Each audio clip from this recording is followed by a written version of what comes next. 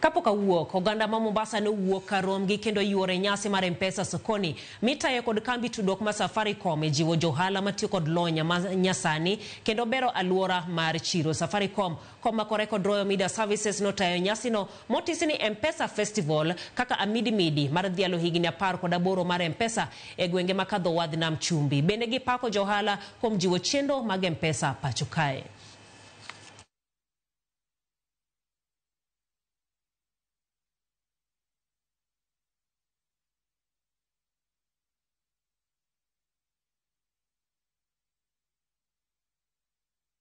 Nimeibuka kuwa mshindi wa 1,80,000.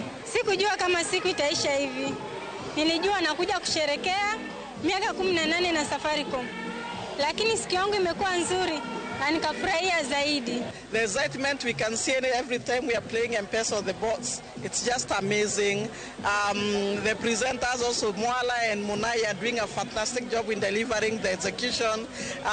Happiness all around. And also to just say thank you to the Mombasa community. Ziara yetu ambayo ni M-Pesa Sokoni Festival imekuwa ya kufana.